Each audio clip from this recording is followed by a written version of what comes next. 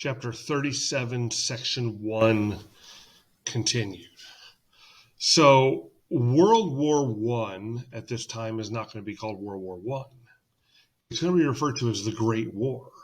It won't be called World War One until there's a second one. The Great War is going to be the first war where civilians are attacked. In the end, 31 countries are involved in this war. 65 million soldiers will be involved in this war.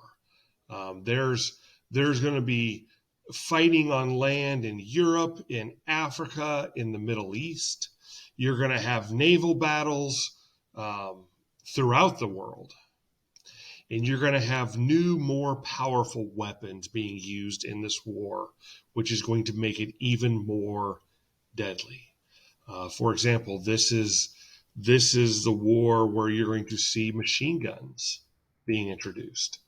Not handheld machine guns, but these ground mounted machine guns, usually multi-man crews, just mowing down the troops. You also had long range, huge artillery. Okay? Huge artillery shells that could be fired 75 miles away. You had airplanes that would go behind enemy lines, originally used just for spying or reconnaissance, but you had airplanes eventually involved with fighting.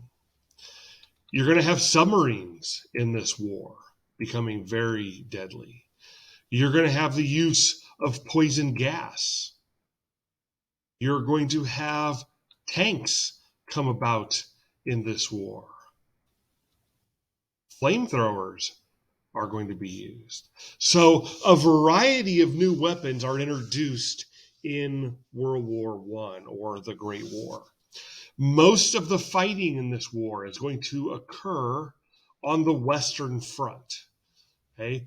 Over there, that area right between France and Germany. And what you're going to see develop along the Western Front is you're going to see trench warfare develop. Armies dug in, and they put up protective barbed wire.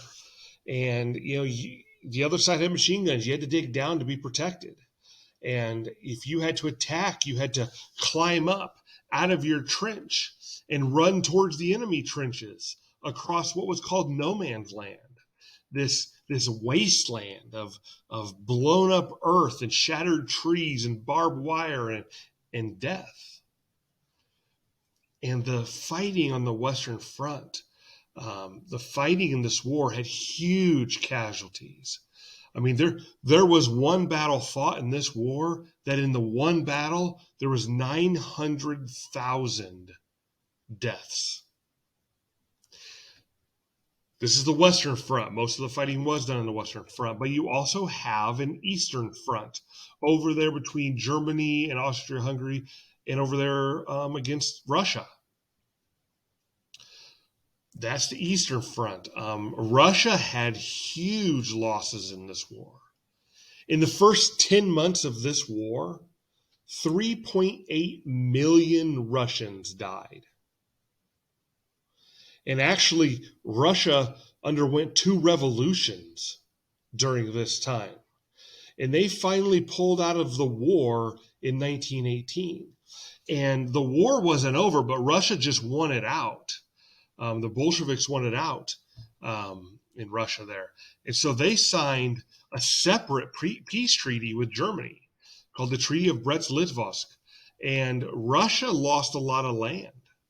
They lost oil, they lost coal, they lost iron, they lost people. But Russia got what it wanted. They got out of the war.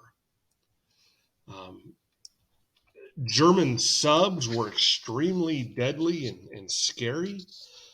These U-boats, as they were called, they were stopping supply ships that were going to Great Britain, supply ships that were going to France. Some of them were our ships.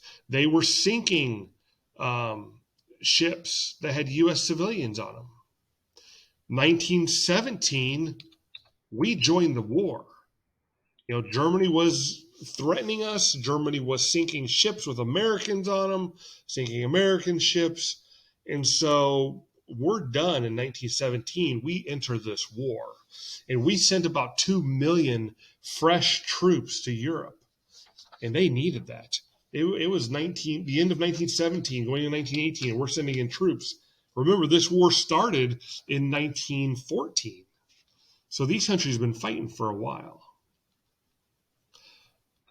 Finally, on November 11th, 1918, an armistice is signed. This was known as Armistice Day.